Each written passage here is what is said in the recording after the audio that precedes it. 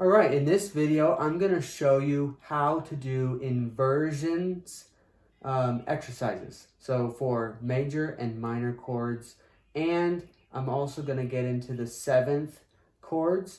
Practice the inversions of the chords that you know. So if you only understand the major and the minor, just focus on that part of the video. If you are a little bit more advanced in your knowledge of other chords and you know how to play the major 7 and the minor 7 and the dominant 7 and the diminished 7 and the half diminished 7, if you know how to play those chords, then try to play those inversions that I show you here. Okay? So I'm not going to play all of them because the concept applies throughout, but I'm going to play just a few examples of the major, a few examples of the minor, and some examples of each of the sevens, okay? So here is the major. C major is going to be my first example. C, E, G. We invert that by taking the C from the bottom and we play this C instead. So we just rearrange the notes so that the C is on the top. We rearrange again so that this E is now on the top. And then we rearrange again so that we are in root position again. So we've got, so real slow, I'll do that really slow for you.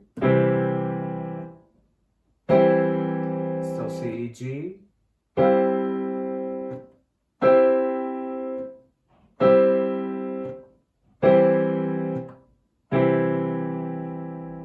Okay, and then let me do another example in D flat. Just a half step up, but you'll see that it looks very different because it's got two black keys and a white key.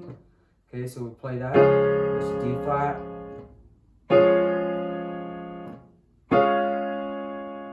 The notes are exactly the same, D flat, F, and A flat.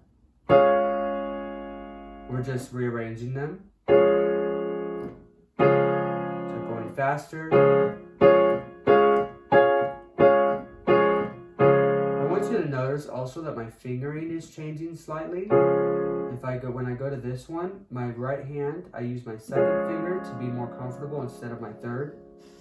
And then when I play the next inversion, I'm using my second finger in the left hand instead of my third to make it a little bit more comfortable. And then up to D flat again and all the way back down. Okay? So we've got I just gave you two examples. You can do the same thing for any of the other major chords.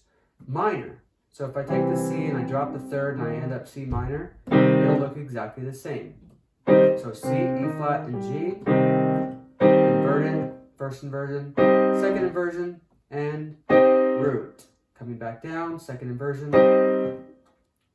first inversion, and root. Okay, we can do that with D flat minor. For root, it's going to be D flat, E, or actually it would be F flat, correctly said. It would be D flat, F flat, and A flat. Or let's call it C sharp minor, which will make it a little easier to say. C sharp, E, and G sharp. Up, all the way up, all the way back down. Okay? All right, and so we can do, once again, you can do that with any of the keys, any of the chords. Now I'm going to show you how to do the seventh chord inversions. So we've got seventh, let's start with a C major 7, right? C, E, G, and B. And then I'm going to invert that like this.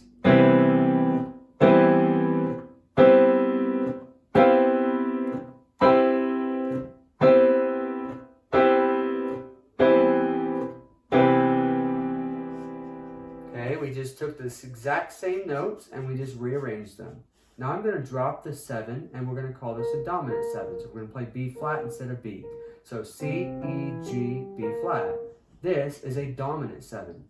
If I invert that, it would look like this.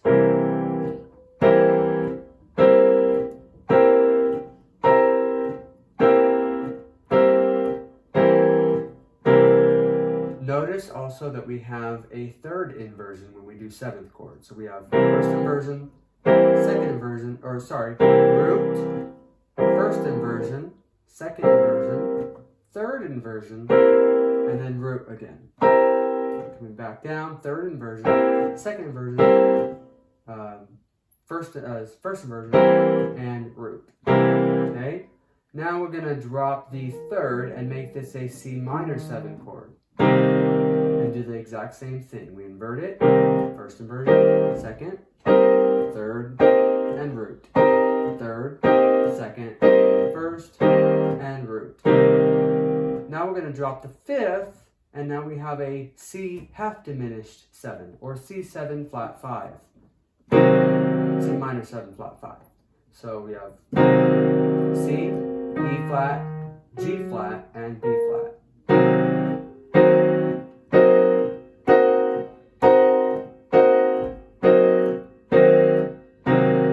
And then the last one is a C fully diminished 7. We're going to drop that 7 one more time, and we're going to get to C, E flat, G flat, and B double flat. Or we can just call it an A right now. So C, E flat, G flat, and B double flat. Invert it.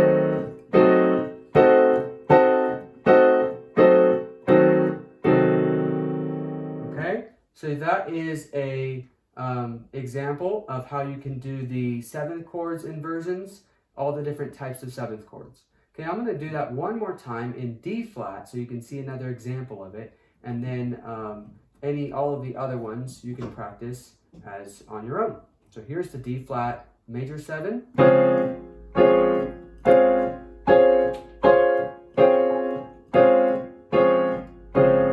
D flat dominant 7. Oops. So it's a little bit more tricky. Then the minor 7.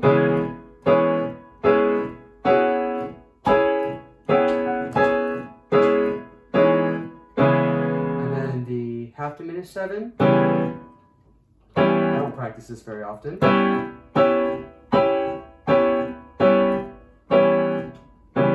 you get the idea. And then there's the fully diminished 7. And just so that we feel like we finished the song,